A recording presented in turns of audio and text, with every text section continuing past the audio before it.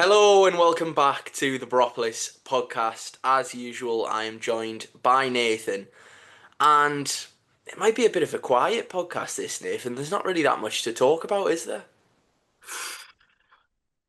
It's just mad, isn't it? Who'd have thought this time last week that a week on we'd be diving in and talking about just the saga of the Premier League even this week. So just absolutely mental, but we'll get right into it because there's a hell of a lot, isn't there? Yeah, there's plenty. I mean, do you know what? You are the one that does the notes for anyone listening or watching. Nathan, he previews the show and pretty much does all of the groundwork so that I don't look completely stupid when I'm talking on this podcast. But I actually was thinking this morning, right, okay, so we've got Rob Edwards to talk about, of course. We've got the game yesterday. I forgot Leicester even happened.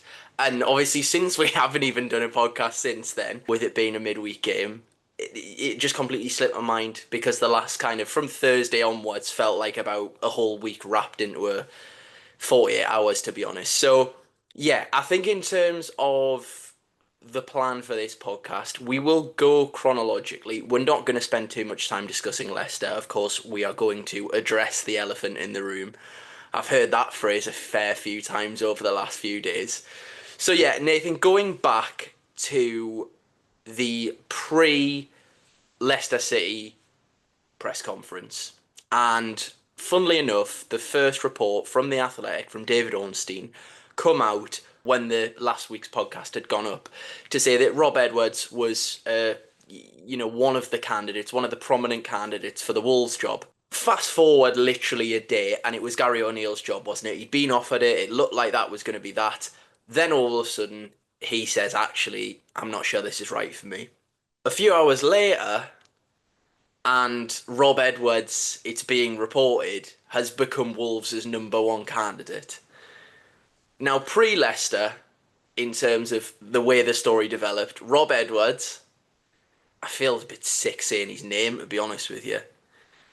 I'm going to quote him here. I'm not completely waffling shite, by the way. This is just Rob's PR speak, so don't get too wound up when you hear his words. I was told about it by my daughter, of course, obviously referring to the links yesterday, so that probably tells you where I am with it all. It's speculation stuff, so it's hard for me to comment on anything other than Middlesbrough Football Club, which is where my focus is. Now we know that actually, as soon as Rob had probably heard a little sniff or heard a rumour, or whenever his little daughter sent him the message, he was probably skipping round his Rockcliffe Hall hotel room, jumping through hoops and ringing through his contacts list to say, I might be coming home, everyone. I've got this huge opportunity. He, I think, from the moment that he said and tried to play it off with a little bit of comedy in terms of referencing his daughter and him and her telling him that he'd been linked with the job, at that very moment, I thought, you don't want to shut this down. And I was a little bit surprised, in all honesty. I know he's very good at making people believe what he has to say and putting on a nice grin for everyone, even though it's completely a facade. But a lot of people said, brilliant. He's kind of shut it down. He showed that he's solely focused on the Middlesbrough job. He's done exactly what Wilder didn't do and what Wilder was criticised for. And I didn't get that from his press conference. I thought he left the door more than ajar with those comments. And it makes sense now, doesn't it? Of course it does. Yeah. And obviously, with that, you move into Leicester another day down the line. The game happens. It is the same old story, isn't it? For the Leicester game, we go with two in midfield, three behind Tommy Conway, and we once again fail to create much of an opportunity in the first half. Give away a stupid penalty from Hayden Hackney handling the ball in our own box. Leicester, with their probably one of two chances in the game, slots away the penalty, does Jordan Ayew, and Borough have a little bit of a mountain to climb to get back into the game, knowing that we've gone 1-0 down again. We don't usually score two in games, especially when we go behind. And we had lots of territory in the second half, knocked on the door a little bit, created probably one big opportunity, which was Tommy Conway with about 5 minutes to go. With Well, you say create. The Leicester centre half miskicked it and we went through on goal. So yeah, that was the level of chance creation. yeah, Tommy Conway should score that chance, and then obviously we're chasing the game. Alfie Jones gets himself sent off, which it is fair call from the referee, and yeah, with literally 30 seconds left on the clock, Callum Britton launches a ball into the box, and our one centre half on the pitch, Luke Ayling,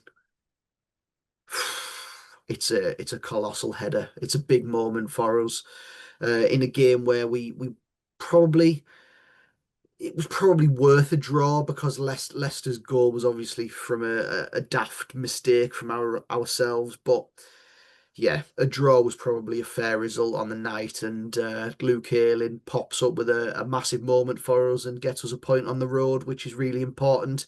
You see the scenes, obviously the players is one thing, really pleased to see the reaction from all of those. Getting that last minute equaliser, Luke Ayling celebrating with a little bit of acrobatics in the corner, and then you see the camera pan to the touchline and see Mr. Edwards on the pitch, fist pumping, roaring towards his technical area as he walks back into his box, chest pumps, airy vivace, and you think, okay, well, maybe he just didn't shut down those rumours quite as well as we would have hoped.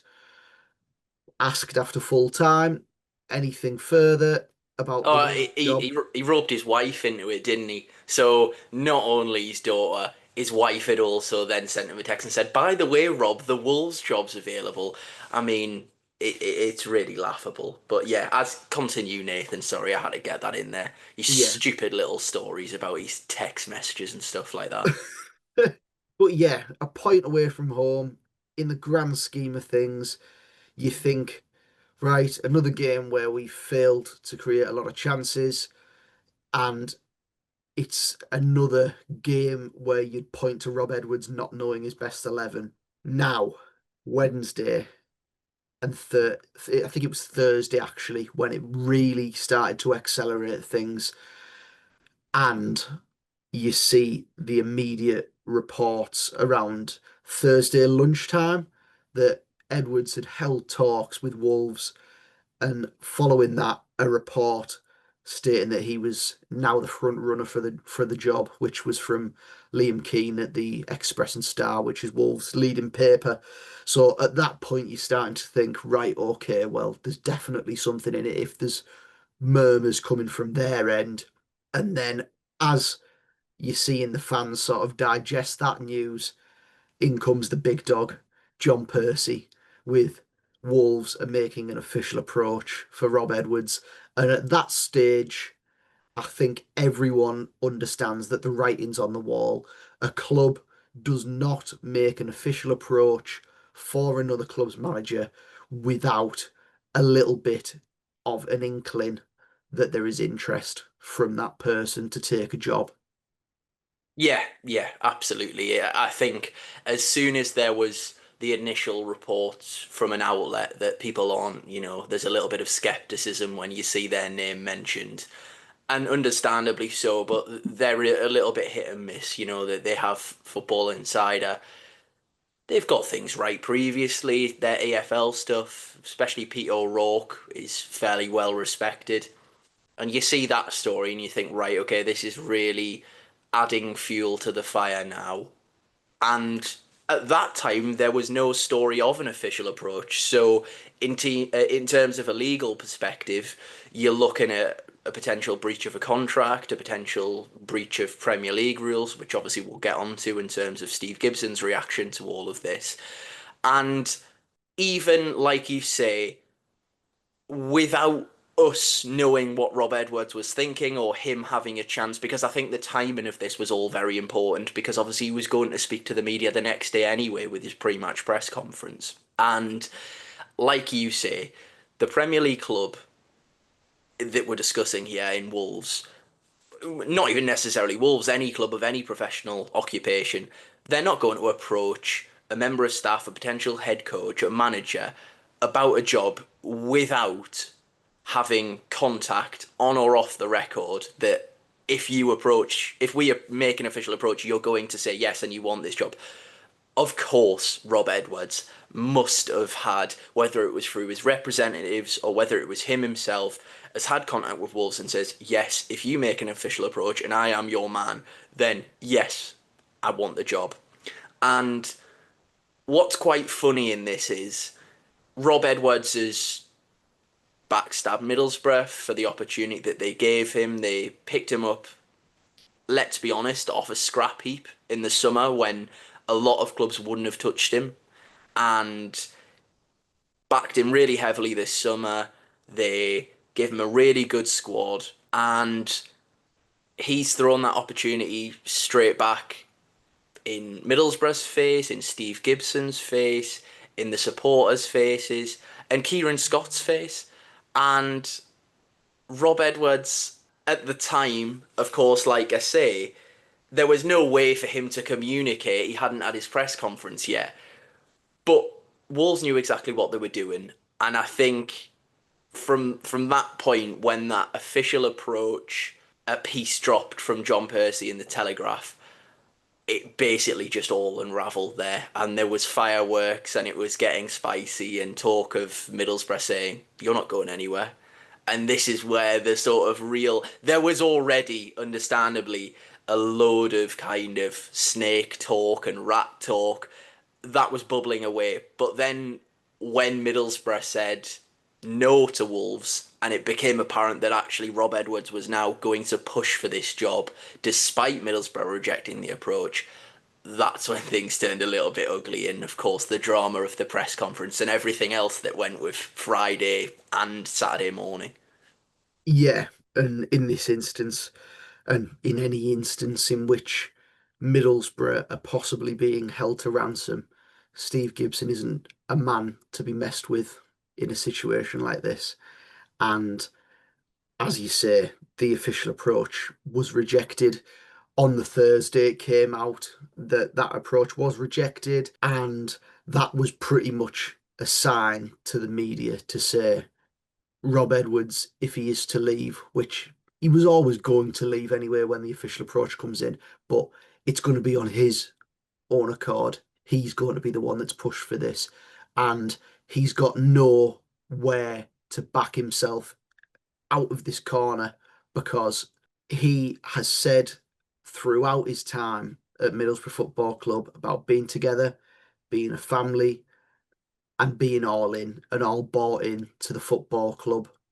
And at the first opportunity, the first sign of a job, the man's jumped ship. And that just goes to show the real character of the man, a hypocrite and a liar. And that's pretty much where I stand on it. I think going into the information that we had earlier in the week that the job was there and available and that Edwards was a candidate and that they were possibly going to take him, that's fine by me. I thought that in the last couple of weeks especially, a lot of alarm bells have rung in my head, and I've come on this podcast and spoken about our lack of chance creation in games and that we are falling on the wrong side of variance now. And we were starting to see a little bit of a slide in not only performance level, but had it not been for a perfect 4 games at the start of the season and a really good start to the season, the best that we've had as well, by the way, which you can't take that away from him. But we were going to start seeing a slide down this table. So I wasn't too disheartened with the news that Edwards possibly was going to go. Could see it from a perspective of family and obviously a money opportunity. But it then thinking once more about the geographical situation, he didn't hesitate to take this job in the summer that was 3 hours from home and miles away from his family. But as soon as the opportunity comes up, to sort of move back closer to home. It's now an issue, and he wants to move back. So I think that's where I stand on it. I think that he hasn't helped himself at all with previous as well, with the Forest Green debacle, leaving there for Watford, done something similar, talking behind clubs' backs, and obviously I can imagine him being there as well. He'll have been one that pandered to the fans and gave it the whole badge patting and togetherness, unity. We're all stronger together. All that bravado and just bullshit, I suppose, because that's what it is. Yeah. And in the end, it was more of a case of going into Friday.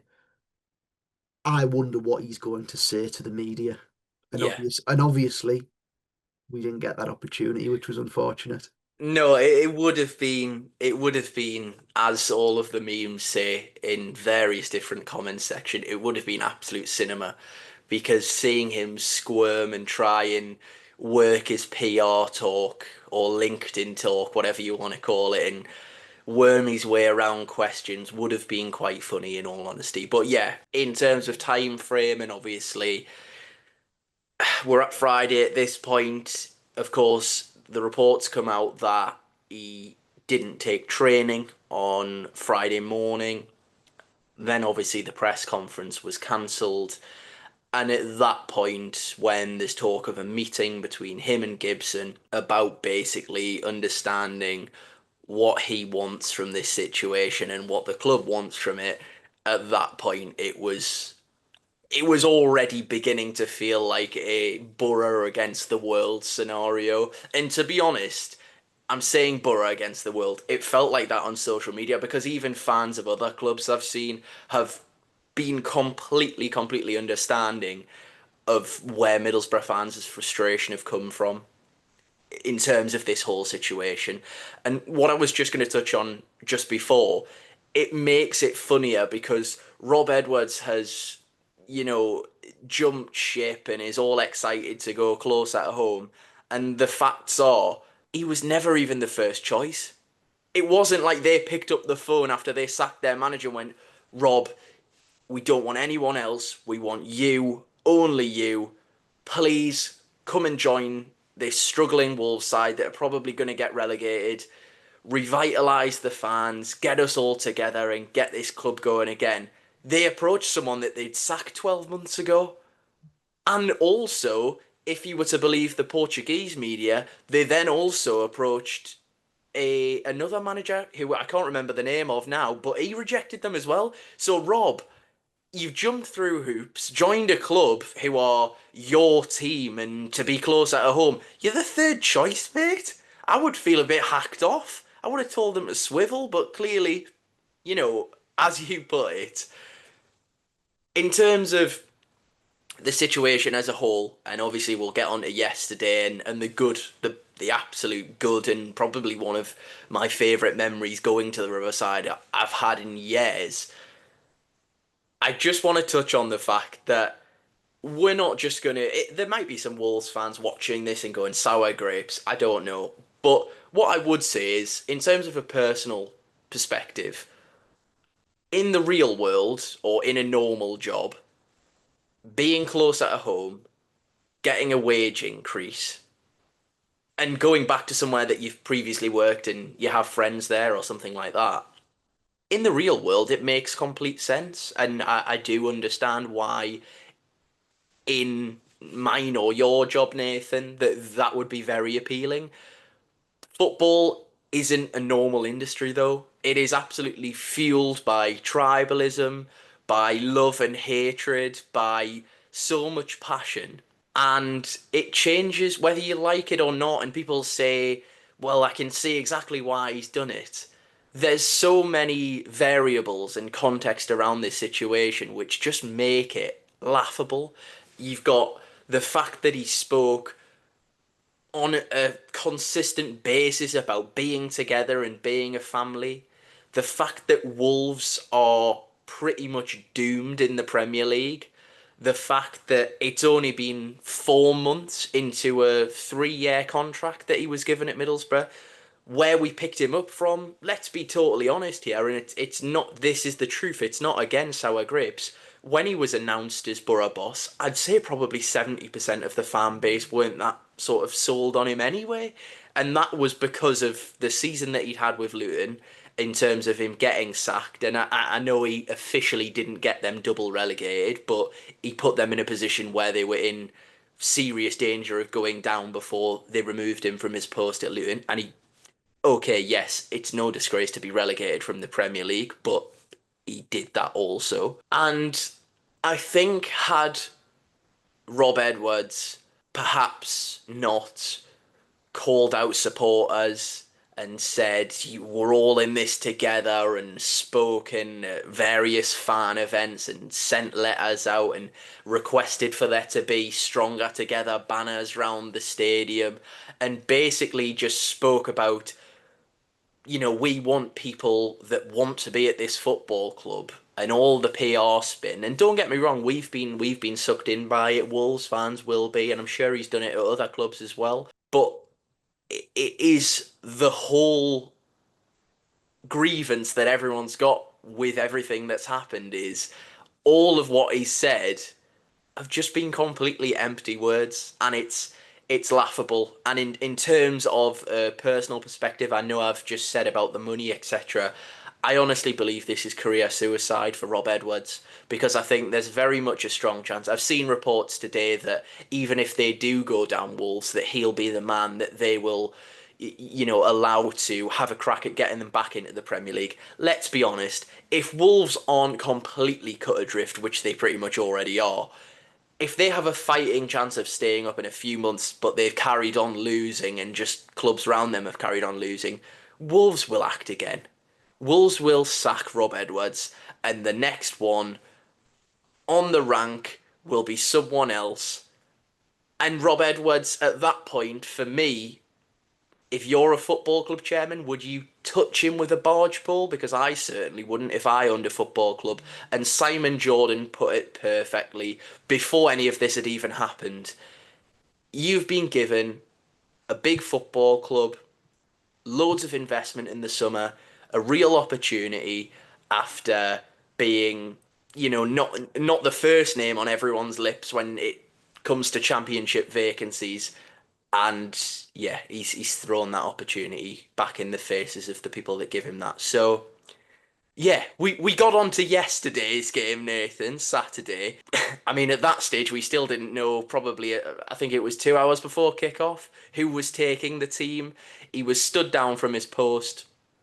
And then, oh my God, I'm going to lose my head again. We got the Rob PR spin from whoever his agents are, probably, to say, well, actually, Rob was prepared to take the team and he was all prepared and ready to go. What a load of shite. Honestly, what a load of shite. Nathan, just, my head's gone. He's outstanding at PR. There's no doubt about it. But I think that from what everything that I've seen in the last week or so, I'm glad that it's not just Middlesbrough fans or other Championship fans that are seeing it from a Middlesbrough fan's perspective. Talksport, as you mentioned, Simon Jordan was fantastic. The most frustrating part for me, in which I do think it is career suicide, same as you, is Middlesbrough was sat third in the Championship. Yeah, we haven't even mentioned this, have we? I mean, yeah. Sat third in the division, and you are working under a chairman who has a track record of giving managers time and backing. He's backed you in the summer with players that he probably wanted. He agreed to have these players, and Steve Gibson spent millions of pounds in the summer once again. Sold two players in the summer who both have failed to kick on, who you would have said were our better players in the summer. So in hindsight, look like great pieces of business and put in millions of pounds in the summer. One one of which cost £7 million. He's not even here yet. He's here in January. ready to give you an extra boost midway through the season and would only help a squad that is already being put into a fantastic position by you. And I just cannot for the life of me understand why you'd move to a team that are in the absolute pits, 8 points adrift at the bottom of the Premier League at the start of November, for Christ's sake.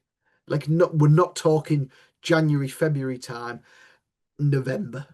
8 points adrift. It's almost insurmountable already. You've played Burnley at home and Leeds at home, and you've conceded 3 goals against them, and they're your competitors for the division. You played Sunderland, who've just come up. You got beat there, and the only 2 points that you picked up are draws away at Tottenham, who can't hit a barn door, and Brighton at home. You're absolutely dead and buried. And do you want to know what? They've got some difficult games coming up.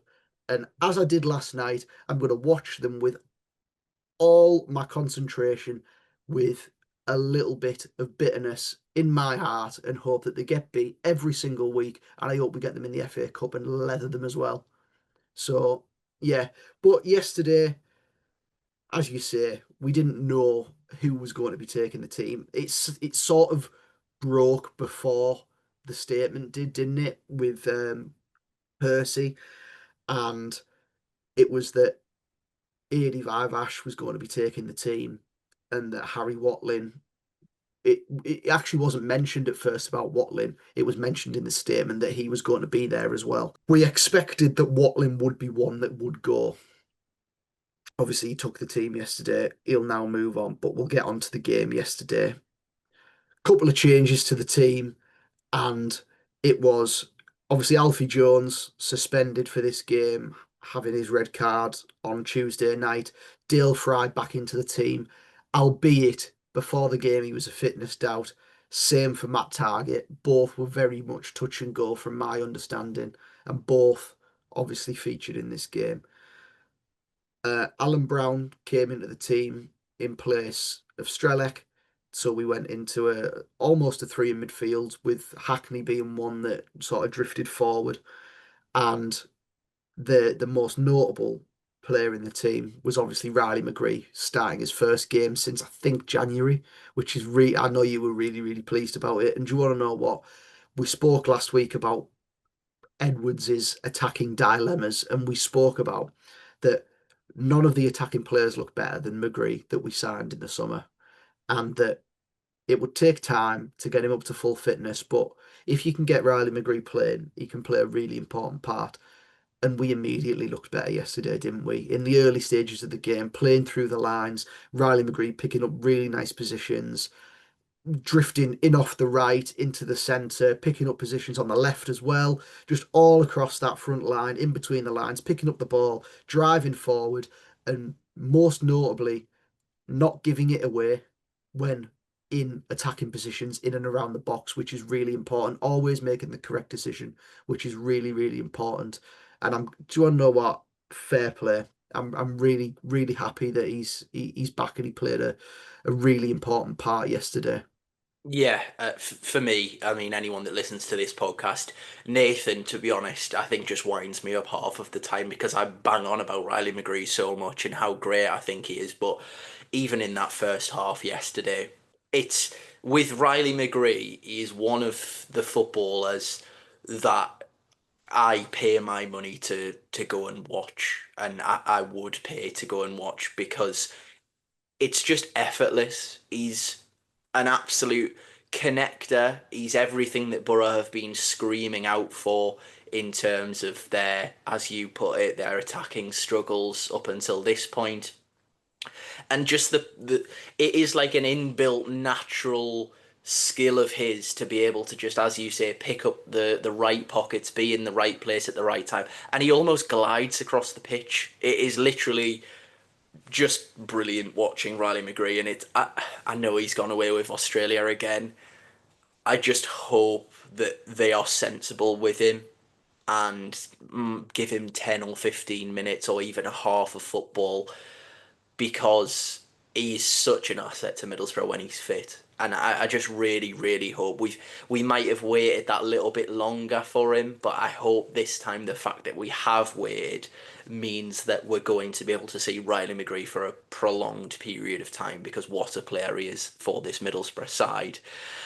In terms of the first half, just going kind of off the actual on-pitch action, we saw a couple of banners from the Red Faction lads. Superb, just superb. There was three, one before the game, one during the game, and one after the game, which we can touch on. And during the game, during the first half, and then also before the game, we get the banners of Rob Edwards is a rat, which the simplicity of it I absolutely loved. Before we also had the quote about people that essentially want to be at this football club, that's what we need. And it was just laughable that that's what he was saying only a matter of weeks ago, not even months ago. And then of course we got the one after, and that summarized everything that yesterday was about. Unity is our strength. And as I say, I know we'll talk about the goals and things like that and different moments, but yesterday it felt more than a game.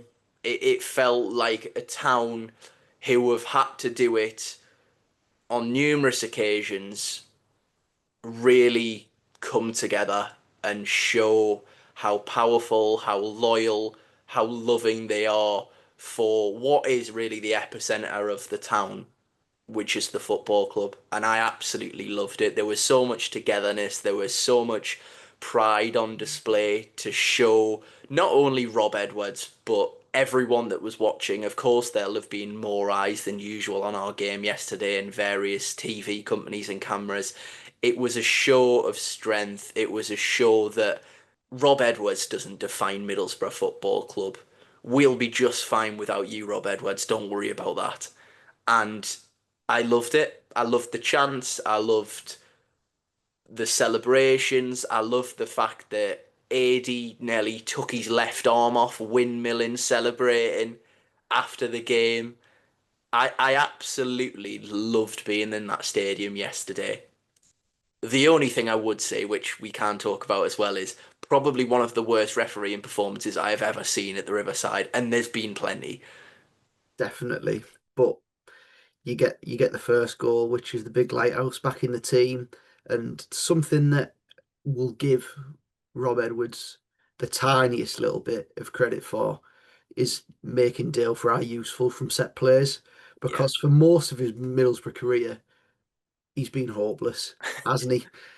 And now he's scored two goals in a season for, well, that's like pretty much doubling his Borough tally, I think, all Yeah. in all, which is really, really good, really important. Finding ways to score goals from other angles, I suppose, than open play, which we were pretty shit at under Rob, scoring from open play and creating chances. So we had to get everything that we could possibly get. So being able to make ourselves useful from set plays is really important. And it's a great ball in from Britain. 3 assists in four now since we were sort of a little bit skeptical about his end product. Yeah, but also to be fair, we did spend the majority of last podcast saying, Rob, can you let him get past the halfway line, please, mate? Even Yeah, the corners yesterday, I don't know whose decision that was, by the way, but that was a noticeable change and actually put some really good deliveries into the box. yeah. Shout out to the set piece coaches on that one. It's a really good shout. Him and Target probably the best deliverers in our team, really. And yeah, it was a good finish from Dalo as well, wasn't it? Getting across his man, steering it into the ground, and yeah, into that top corner, gets us off and running. And yeah, just nice to see Dale back in the team, albeit not for too long as he goes down with an injury. And this is where it really stands out to me in the game and the sort of the result. The performance was sort of secondary yesterday because of obviously everything going on off the pitch. It felt like it was going to be a game that was almost like a Rob Edwards performance, I suppose. The performance being secondary and it being grit, determination, digging in, and to go down another centre half with Fry going off. Obviously, Edmondson wasn't in the squad yesterday, must have picked up a knock in training. So we were down at the bare bones. Sammy Silvera came on. Borough went to a five. Alan Brown dropped in to make that a five. And it was Earling centrally with Target and Brown either side of him, Silvera and Britton wing backs. And they stuck by each other and just really, really resolute, did the jobs. I think Luke Ayling's got player of the match yesterday and just posted on his Instagram story, just head it and kick it, which I think he's doing himself a little bit of a disservice there. But yeah, absolutely top draw from the lot of them. And yeah, fair play to Dalo and Matt Target as well, who as I put in our notes, Did you see the photo on his Instagram story last night of his ankle, by the way? yeah, with his stitches in his foot from Fatawu in the week. I have no idea how he's been able to play. I know he had an injection aid, he said after the game, but it's just so. And look, I don't want this podcast to be like complete like passion, like everything out the window in terms of tactics, but it kind of felt like a day where it had to be like that. And the fact that Dale Fry and Matt Target realistically probably shouldn't have played yesterday, but did. And bearing in mind one of those is a lone player as well, just shows that yes, okay, Rob Edwards has played some part, probably quite a big part, but this squad, even without Rob Edwards again, is massively, massively together, and they truly believe in one another, and it's feeding into the fan base. And as I've alluded to, it's I think AD used the phrase the supporters and players dovetailed together to almost produce that result yesterday, and that was the perfect summary of it for me. Yeah, players going through the pain barrier for the team, for the teammates, for the football club. It's really important, and it shows the character of a lot of the players that we've got on that pitch. Which it's a far cry from last season. A couple of players let themselves down last season, but now you've introduced players like Alfie Jones and Matt Target and Alan Brown into this squad, and those are sort of wily experienced old heads in the championship, but just really, really good characters. And it sort of seeps out into the rest of the squad when you have players like that, and it's really, really important. It can't be understated. Obviously, we then concede the goal, which, as you mentioned, it's an absolutely shambolic decision. It's blatant. It's a cross into the box from a corner that, to be fair, before that, Solbrin makes a fantastic save from Patrick Roberts to then turn it wide and to get this corner. They flick it on, and Damari Gray stood in between Silvera and another Borough player. As the ball's looping down, he puts two hands in the back of Silvera. Silvera, as he's jumped as well, so he's got no chance. The ball bounces, Gray prods home. Everyone's looking to the referee, and he doesn't give anything. And it's one of those where you've just surely you can gauge off the reaction of everybody that you've made an absolute clanger. It's Yeah. two hands in the back. It's an absolutely stinking decision. The Birmingham players are probably like, how have we Well, done this? I don't know if you noticed, but like the Birmingham player Demari Gray kind of like runs off like by himself, and I don't even think the Birmingham players really. It takes them a few seconds to actually realize like, oh my God, he's actually given the goal, and then they go and celebrate with him. I was just in disbelief. It was the most blatant two-handed push I have ever seen, and I mean, not only was he dreadful, his whole refereeing team workers throughout the full afternoon with everything else going on, I don't know if the occasion or the atmosphere got the better of the refereeing team, but even the linesman, how many calls was he kind of like giving like a nod to the referees if to say, do I give it this way or that way? And they just kept on getting things wrong. And another major decision, which we'll get on to, he gets wrong later on in the game as well. Yeah. And to be fair, I think that that decision going against us just fueled everyone once more. It's siege mentality, and something's gone against us in a game where everyone was against us anyway. So it just riled the crowd up a little bit more. And to be fair, we get that goal just before half time. And I'm looking at it thinking, don't shoot. We've seen you launch loads into the South Stand this season already and other opposition stadiums and the back of their stanchions. So just pass it off to someone. And instead he opts to shoot. I think it's probably going on target, but it's not gonna unsettle Beadle. And a little bit of inventory from probably our star asset. Hackney just flicks it goalwards and away from Beadle into that near corner. It gets us back into the lead just before half time. It's really, really important to get that goal.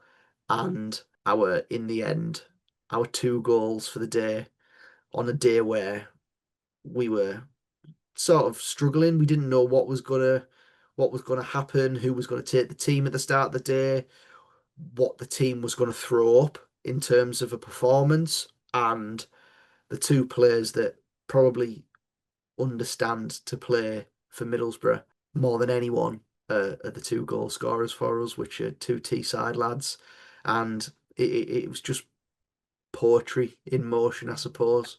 Yeah, it really was. It was totally fitting. And there was a bit of a theme to the day really of Sol Bryn was excellent again, some really big saves and also some really big catches and punches when Birmingham put us under a little bit of pressure in the second half. And even the theme of Teesside continued. George McCormick makes only his second ever league appearance for Middlesbrough and comes into a back three playing a position that he's never played when Matt Targett hobbles off in the second half. And he won his battles, he won his headers, he stopped crosses. Chris, he won a header against Lyndon Dykes. I know, which is ridiculous, really. When I mean, we joked last week about Lyndon Nikes and his record against Middlesbrough, but he is good in the air, in fairness, and he just outleaped him. So really impressive, that George. Well done. And yeah, like I say, it was a theme. It felt like I know a lot of people made the point, but it was totally fitting the fact that Bryn has such a big part in it. The two goal scorers are academy lads that know exactly what it means. George McCormick comes into the team, knows exactly what it means, local lad. And it was lovely the fact that when he come onto the pitch, Hayden Hackney sort of went over to him as he was coming on and almost grabbed him by his shirt and went, "Come on, dig in here. You're fine." And it's a different side of Hackney that you probably wouldn't associate, but that leadership, but also that kind of T-side steel that it's just like, we need you now. And he absolutely did his job to a T. Yeah, there was an incident in that second half as well that stood out to me, which it might not have been picked up on by too many, but McCormick was tussling with Kyogo, and the ball's up in the air, and Kyogo gives him a slight nudge in the back, and I think Borough actually get a foul from that, but the ball breaks, and it's Kyogo and Hackney, and Hackney just smashes into him, like as the ball's like sort of already gone, just buries Kyogo onto the floor, and just like turns around like laughing at him in the end, but just supporting his younger player in McCormick.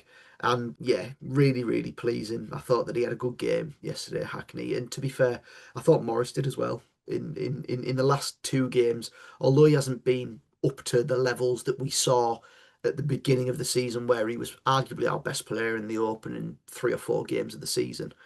I think you're starting to slowly see an improvement in Morris's performances, getting back to getting back in his rhythm. Yeah, I thought that the performance yesterday, as we mentioned, it was secondary, but there was a lot of talk from Birmingham's side following the game that they dominated the second half. But I think a lot of that has to be down to we've got an absolute makeshift back line that we're continuously having to change at various intervals throughout the game. First half, second half at 60 minutes when we're bringing McCormick onto the pitch to play left centre half. We've got a central midfielder playing at right centre half and a former fullback playing in the centre, and Sammy Silvera, who has played a handful of games at wing back, up against Patrick Roberts, who on his day can be a really good championship winger. So it was just one of those days where we had to dig in, and we did just that. And the boys just defend the box really, really well. You spoke about Solbrin there. His catching's immense. It really, really is. We're 15 games into the season now, and I think a couple of question marks before the season were made that we're going into a season with Solbrin in goal. Don't think as many question marks as like you possibly would have expected with a young goalkeeper going in, but questions nonetheless.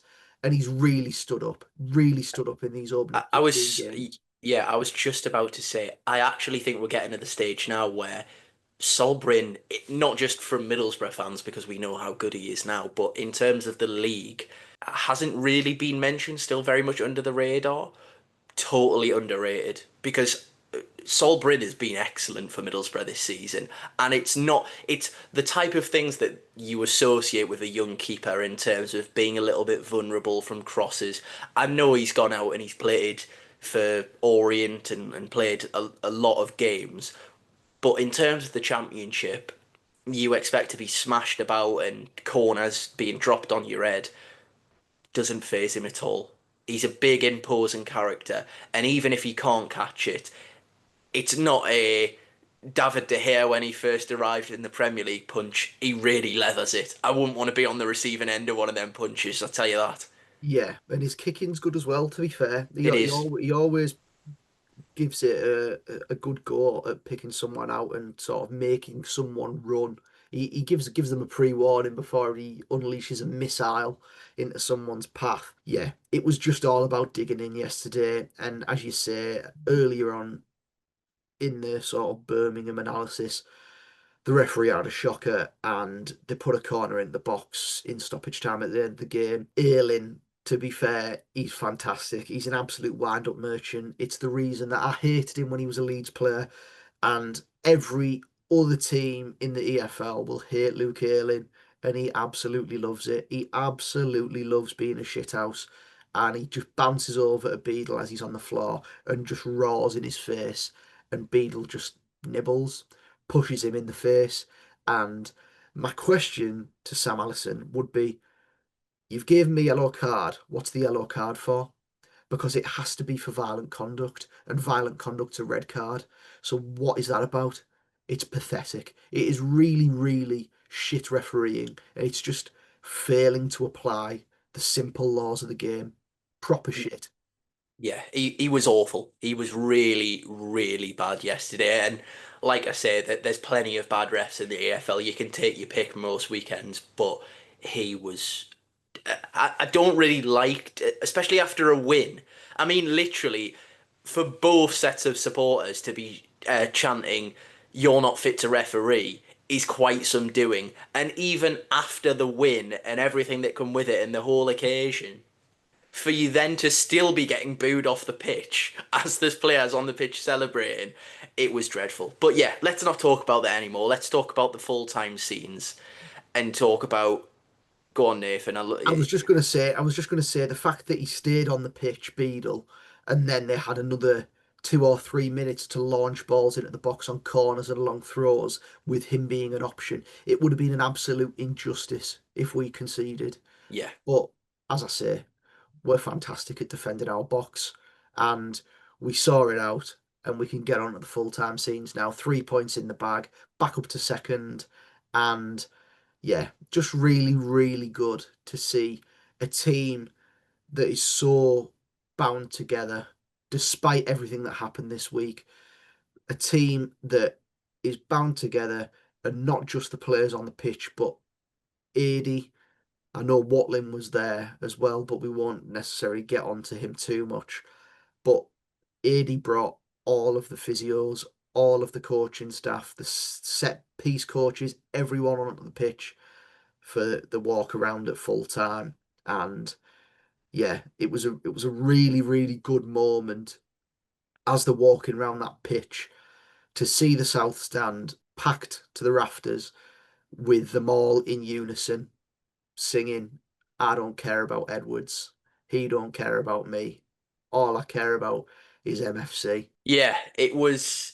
I think Dom's written an article which I would highly recommend reading if you haven't already, that we shared on X today. And when he sent the post out, I think his caption on X was a day that was a story of three banners or something like that. And as I say, there was the Rob Edwards is a rat, there was the quote from Rob Edwards, and then there was that really important one, unity is our strength.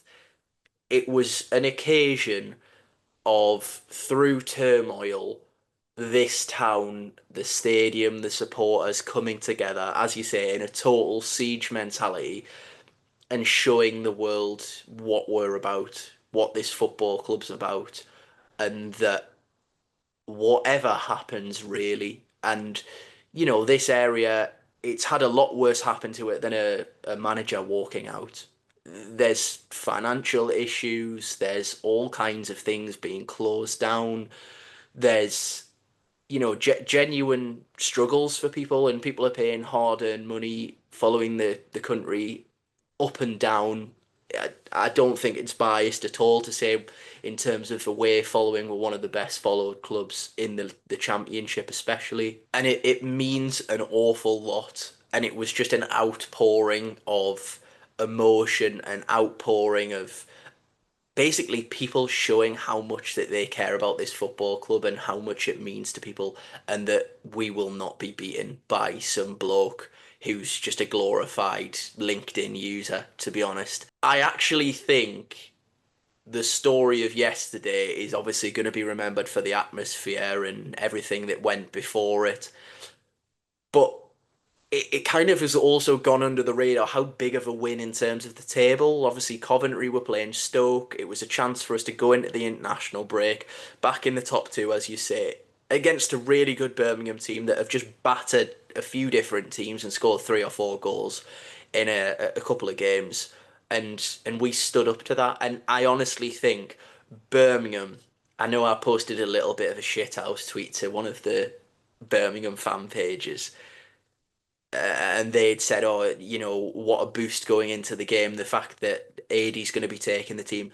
They had no idea what they were walking into yesterday, and it could have been anyone else. It's not just specifically Birmingham, but I actually feel, and this is going to be ridiculous, and all the players deserve their credit. Absolutely, they do. But I almost feel like we don't really give man of the matches on this podcast, but it felt that, as unbelievable in terms of effort levels and application from the players, that the supporters, more than I think I can ever remember in any football stadium that I've been at, genuinely impacted the game yesterday. Well, if you go onto Birmingham's Twitter and look at the reaction from their manager, Chris Davis, he actually says that from like before the game, we didn't know what the sort of atmosphere would be like, whether it'd be subdued or galvanized. And from literally minute one, you could tell that everyone was galvanized and we were up against it. And that's just, I didn't really know what to expect really yesterday morning. And sort of, I was driving home to the match on Saturday morning thinking, I don't know what this team's going to throw up. I don't know what the atmosphere is going to be like.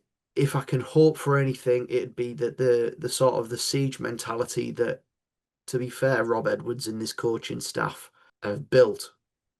I hope that that stays, and I hope that it does sort of play a factor in the team's performance. And you could just tell that yesterday it was a case of everyone just felt hard done by, and everyone was just going to stand up and give it a little bit extra. And they did just that, really. I think that, as I say, their goal probably helped it a little bit. The fact that it shouldn't have really stood, and it was another like dagger It, in the it felt heart. it felt like we weren't only playing against the 11 men of Birmingham, we were playing against two linesmen and a referee, and then also Rob Edwards that was against us as well. It felt like 11 players and whatever the attendance was yesterday were going to beat whatever, got thrown in its path. And we did do that. And as I say, it was a really, really excellent day and one that I was bursting with pride. I almost like just couldn't stop taking in Middlesbrough content last night. I was constantly checking my phone, constantly watching the videos back, looking for people's tweets, people's comments, everything. It was a day that could have gone horribly wrong, and there was plenty of reasons for that why it could have. That just went absolutely perfectly in the way that we would have all hoped and what we all needed as well. And yeah, just brilliant. In terms of news now then and kind of where we're at with the whole situation. So just really a few hours ago, Scott from the Northern Echo has posted an article with some new details regarding the situation. Now, we've seen various different reports in regards to the compensation when it comes to fees and Middlesbrough's history with newspapers in the local area reporting fees incorrectly, whether it's Fabrizio Romano, whether it's David Ornstein, of course, absolutely at the top of their game in terms of journalists. I would believe the Northern Echo in terms of the fee here and say that it's probably not the 2 or 3 million. It will be, I think, in the region of four. I know Wolves fans have been very active on social media today saying, well, of course, the local media are going to say it's the best case scenario. But we also did, in fairness, see Alex Crook and Ben Jacobs also see a fee between 3 and 4 million. So, it's not just that there's not an outlier here and it's the Northern Echo. So I think it probably will be the 3 or 4 million. As we touched on, Harry Watling will be joining, I didn't want to say his name there, Rob Edwards at Wolves. And he's got previous for jumping ship after 4 months. He did the same at QPR with Michael Beale. So, yeah, I, I mean, to be honest, I think you saw from the reaction from the post and the article, the one man who everyone truly cared about was Adi Vivesh, and he's going to be staying around. And after the game yesterday, I was almost welling up listening to his interview genuinely. It was Rob Edwards, and I'm going to praise him here, speaks excellently. He gets fans wrapped round his finger. He gets supporters believing, and sometimes, last season there was a bit of a fracture between the club and the fan base, and he did rebuild that. And by him leaving, he's made it even stronger than it's ever been. But he's very good at talking. But as I said at the beginning of this podcast, a lot of his talk is complete empty words, and this isn't the first time he's done it, so we know that they are empty words that are just corporate talk, really. Adi Vivesh did an interview with BBC Tees yesterday. Those words are how you get a football club wrapped round your little finger. And he wasn't even trying. He was just speaking open and honestly from his heart.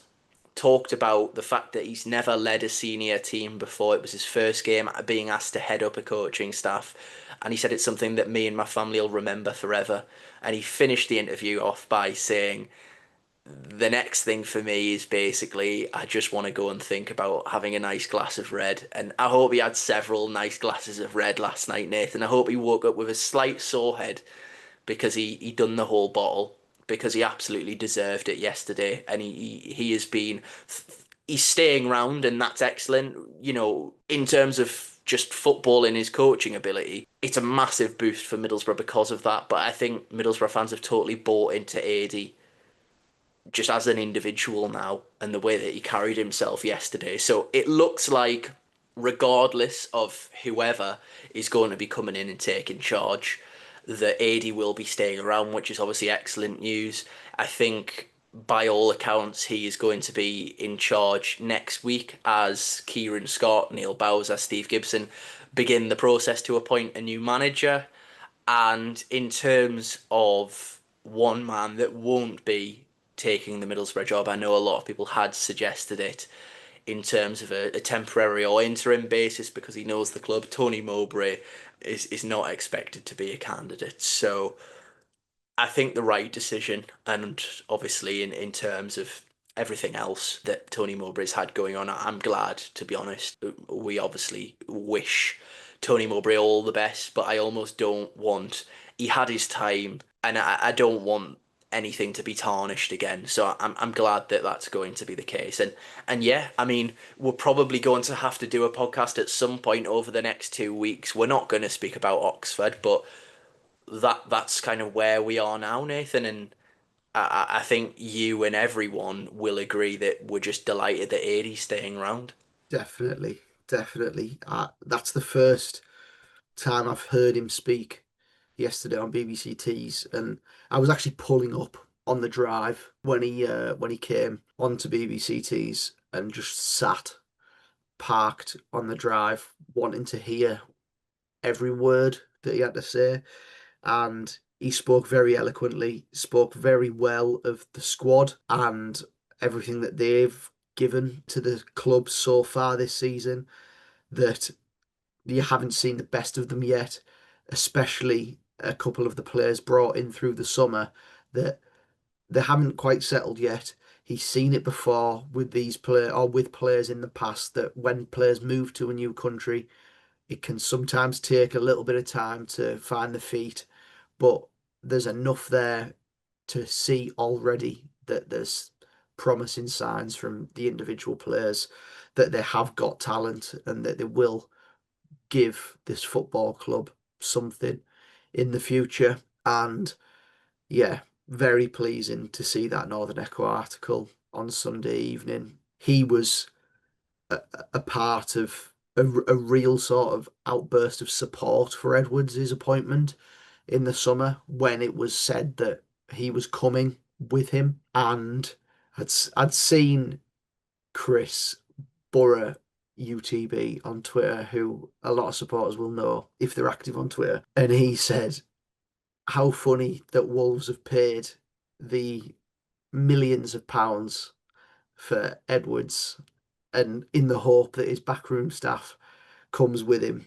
And they have got a plane without a pilot. And that's the best way that I think I will hope that it goes at Wolves because I don't like to be a bitter person, but in this instance, I can give a little bit. I really do hope that this comes back to bite Rob Edwards on his arse because we have a good thing going on here. We have a good squad of players. We have a good chairman. We have a good fan base. We're in a good league position, and this job will not be short of good candidates that are ready and waiting and excited by the opportunity to take a team that are sat second in the championship at the third international break of the season and try and rocket them up the table once more, keep them firing and keep them on an upward trajectory to take us to where we hope we can be at the end of the season, which is about here, where we are now. That'll do. So we'll wait and see, Chris, but I'm very, very excited for the next couple of weeks. I'm very pleased and I'm buoyed by that result yesterday. We've got 2 weeks, and it's going to be an exciting 2 weeks in appointing a manager. The candidates will start rolling in tomorrow, no doubt, on social media, and we'll see the names that are mentioned. We'll see the ones that are floated out. Fingers crossed that they give some fans some optimism, us included. The manager will no doubt be backed, will no doubt be buoyed by what he saw yesterday. Whoever it is, will have seen that yesterday. A fan base united behind a team that are bonded and bound together with each other, with leaders, with quality throughout that team, and with resilience and grit and passion throughout the lot of them. I'm just excited more than anything. And yeah, Yeah. I'm Yeah, no, so looking forward to the rest of the season. I completely agree, and I'm totally with you on everything that you've just said. I think, as you've put it, there will not be a shortage of applicants for this job. It is very appealing to somebody. From our understanding at the moment, at the time of recording, there's no shortlist yet. So anything in terms of names that have already been mentioned, it's probably just agent talk or complete nonsense anyway. So, as you say, we've got an exciting 2 weeks coming up. Stay tuned to the Boropolis socials. We'll try and keep you up to date and be as quick as possible with any new names and reports with regards to who the new head coach might be. And as always, thank you ever so much for watching the podcast or listening, whichever you choose to do. And yeah, we don't really know when we'll be back. I can't say when. It might be before the international break's over. Hopefully, when Borough have a very new, shiny, honest manager to look forward to watching their football. So yeah, thanks for your time, Nathan. Thanks for everyone for watching and listening. And that has been another episode of the Boropolis podcast.